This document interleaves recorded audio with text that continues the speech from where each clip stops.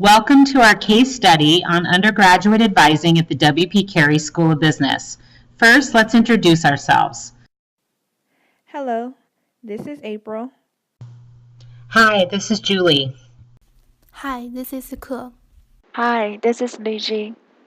First, let's watch a short video to know more about the advising department at the W.P. Carey School of Business.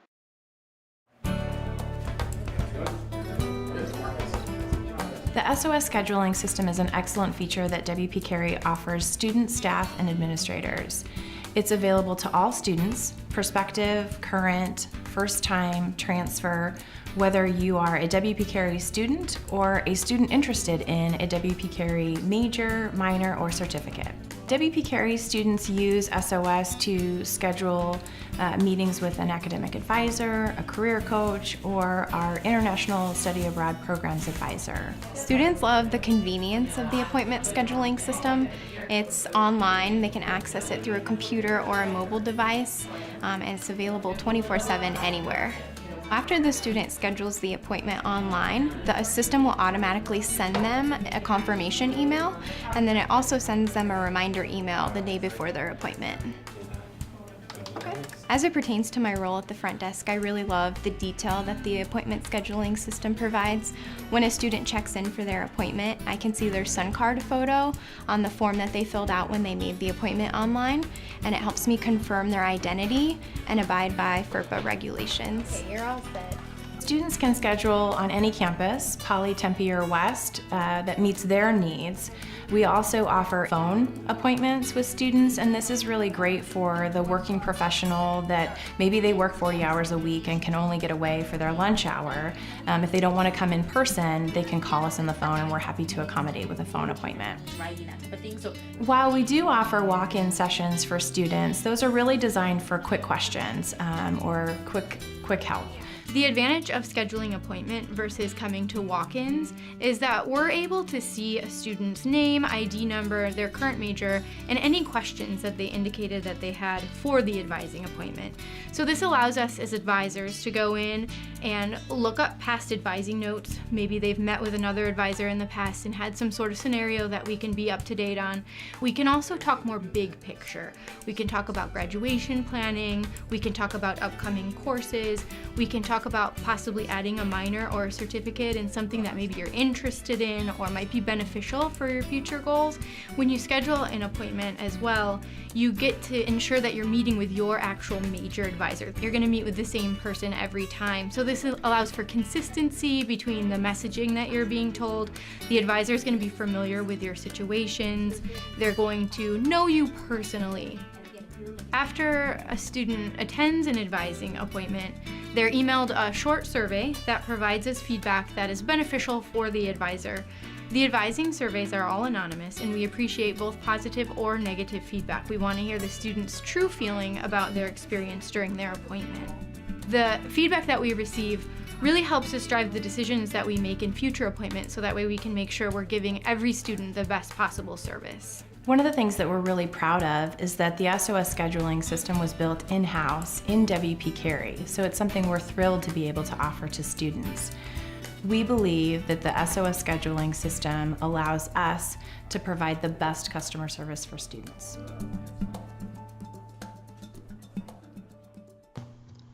In order to learn how advisors can better support undergraduate students, our study examined undergraduate advising at Arizona State University's W.P. Carey School of Business. With 13,000 undergraduate students at the business school, our research focused on the on-campus students and surveyed freshmen, sophomores, juniors, and seniors.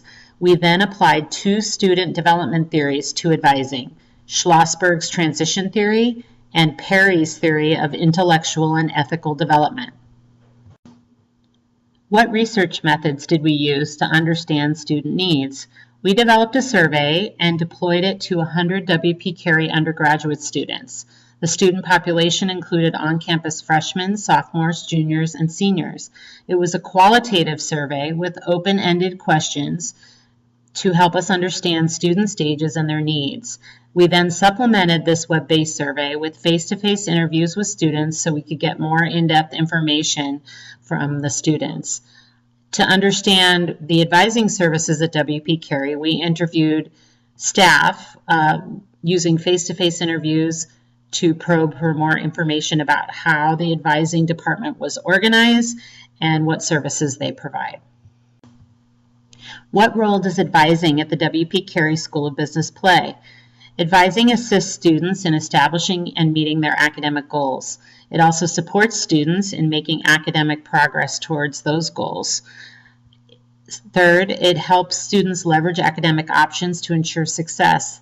That might include degree programs, adding a minor, adding a certificate program, getting involved in leadership opportunities, accessing clubs and organizations, adding a study abroad program, and getting involved in the mentorship programs that the school offers. Next, advising connects students with the WP Carey Business Career Center. That's where students can get career planning advice, internship advice from their career coach. And finally, advising assesses the needs of the students and connects them with other support services that are critical for their success, such as tutoring, the math lab, the writing center, or the counseling department. Advisors are cheerleaders, tour guides, listeners, and problem solvers. The role of advising has expanded, and there is a great deal of pressure and expectation for advisors to know everything and be everything. Since this expectation is real, advisors need to be equipped with all types of information and know how to get students to the resources they need. The WP Carey Advising Department recently restructured and is now structured to align with students' developmental stages. First, there is a team dedicated to serving freshmen and sophomores. That team has 300 students to one advisor, which sounds like a lot, but that is actually the same as the national average. This team is focused on student development and retention. Secondly, there is a team that is dedicated to serving juniors and seniors. There are 600 students to one advisor in this team, which is a huge caseload. This team is focused on course attainment and staying on track to graduation. They ensure that students are connected with career coaches and encourage students to gain as much professional experience as possible to be ready for making the transition to the real world. Now, what were the findings from our survey? First of all, freshmen and sophomores see advisors as their resource for help with classes and registration. Often that's the only thing that they go to see their advisors for. Next, juniors and seniors see advisors as helping them stay on track to graduation. Students recognize their development. They said things like, I'm more self-sufficient, I've developed my identity, I'm more responsible and independent. In terms of support, students are greatly supported by friends and family, which helps them manage stress. And finally, some students feel that advising helps them cope with stress by helping them plan and even out the work, and that reduces their stress overall. Now we'll begin to apply student development theories to the results of our survey and what we learned about advising at WP Carey. First, Nancy Schlossberg's transition theory. This theory facilitates an understanding of students in transition. Students visit their advisor when experiencing a transition. A transition is defined by Schlossberg as an event or non-event that results in changed relationships, routines, assumptions, and roles. Transitions take place all the time for college students. This theory presents 4 major sets of factors that influence one's ability to cope with a transition. They are situation, self, support, and strategies, known as the 4 S's. The individual's effectiveness in coping with transition depends on his or her resources in these 4 areas. In other words, his or her assets and liabilities at that time. In examining a student's situation, the following factors are considered important: the trigger, the timing, control, role change, duration, previous experience with a similar transition, concurrent stress, and assessment. In terms of our students at WP Carey, they make an appointment with their advisor when a major trigger occurs. For them, triggers might include the deadline to register for classes, which takes place each semester, poor academic performance, the desire to add another academic program, whether that be a degree, a minor, or a certificate, or they might decide to change their major, either within business or outside of business. They might be interested in planning a study abroad program, or a trigger might be that they're just overall stressed about academics or college overall. Factors considered important in relation to the self are classified into two categories: personal and demographic characteristics, and secondly, psychological resources. In terms of our students, the demographics vary by student, so that's not something we could articulate since every student has very different demographics that are specific to them. But their commitment, their values, their outlook, and their resilience come into play when they connect with their advisor. And finally, advisors hope the students will graduate college with a more complex worldview and an enriched sense of what knowledge is, how it fits together, and how it changes. And all of that is really important in the self. Institutional support is an underrated aspect of support. From the WP Carey Advising website, they make it clear that they support their students.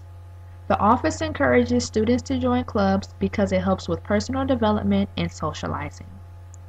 There are over 45 clubs and organizations to choose from.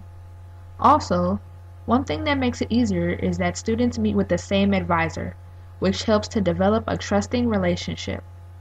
As stated by them, our goal is to help you develop and complete an academic plan for success at ASU and beyond. From a survey we conducted with our business school, students told us some strategies that advisors use with them. When asked how advisors were helping them cope with their future transition of graduating from college, one student told us, "My advisor refers me to a career coach for help with job-related things." This is one strategy that advisors can use to help students with non-curricular topics, like how to use their degree after graduation.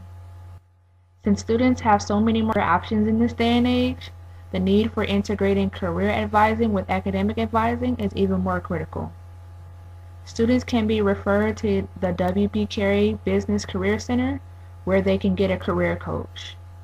They can also participate in various mentorship programs and the annual Spring to Success Career Fair. Online resources like Career Arc and Career Shift can assist in personalized career plans and job hunting. All of these resources are at the fingertips of the advisors. This scenario can be compared to a student and an advisor.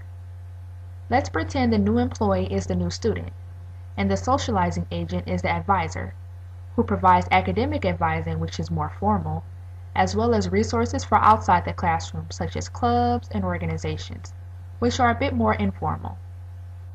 Individuals exiting a job and needing help figuring out what's next can be compared to a junior or a senior about to graduate. They are facing a new transition of figuring out what to do next in life, and the same career transition workshops that WP Carey offers can provide help. Perry's ethical and developmental theory examines how students interpret and make meaning of the learning process. His 4 broad categories provide a hierarchy the academic advisor can use to gauge the level of simple to complex thinking that students function in as they confront new challenges. These challenges can include course and major selection, striving to be intellectually successful in a new educational environment, and defining their roles in society. Like Schlossberg, Perry believed that development takes place in the transitions between his positions.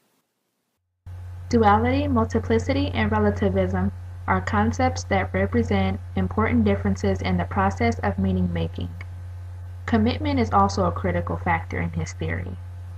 In dualism, authority figures are seen as being the only ones who have the right answers to everything. In the multiplistic position, All opinions are valued and respected because the right answers are unknown at the time. When an individual moves into relativism, they begin to need evidence and facts to back up different viewpoints. Lastly, as individuals move into commitment to relativism, the focus is no longer on cognitive complexity, but more so on ethical development. They begin to find their identity and become committed to their decisions about things such as major, career, and relationship. So, how can we apply Perry's theory to advising services? Several ways. In the dualistic level of thinking, students want easy solutions to challenges. They focus on the information given by the advisor and don't question what is missing. Here, for example, the student just wants the advisor to tell them what courses they should take and what jobs they can get with those courses and that major. They'd rather not explore all of their options or even explore themselves and their own interests. In the next level of this theory, multiplicity, students recognize that there are many choices to choose from. Students know that there are many different majors and career paths that they can potentially take and may ask an advisor for help with this. Here, the advisor can not only help with academics but also integrate career advising. They can provide resources such as the Career Center for extra help. Also, students are shifting roles at this time, from one who works hard to learn to one who learns to think more independently. As stated in an article titled Academic Advising Approaches, advisors have come to understand that students must take responsibility for their own direction. In this stage, students recognize their interests, skills, abilities, limitations, values, and relationships. This helps them to enhance their educational experience. And since they have internalized these values, abilities, and attributes, they can make better decisions about their majors, careers, and even aspects outside of college, such as religion and politics. They can do this because they are now showing various levels of commitment to ideas. They now have evidence from their educational experience, from their advising experience, and from their personal experience to form a more complex view of knowledge. Commitment and relativism. This position is characterized by ethical development. Students see that they will have to be committed to establish themselves in the world. They want to define their personal choices, who they are, and have finally found their sense of identity. They have internalized their values, abilities, and beliefs, and are now more comfortable committing to their choices and affirmations. This is one way advisors can engage students in thinking about their future selves. As we learned in Introduction to Higher Education, one of the functions of college is to develop the whole self. By taking this developmental approach, advisors and students are taking collaborative steps in the right direction. So summarizing, in a study researching how students felt about academic advising and what the ideal advising experience would be, results showed that younger students were more likely to demonstrate dualistic views by just wanting their advisor to tell them what courses to take. On the other hand, the older students preferred to have open conversations with their advisors. It seems the older students got, the more they seemed to intellectually develop. They were ready to be responsible for their own education and actions. They wanted to engage in subjects that challenged them to think more critically.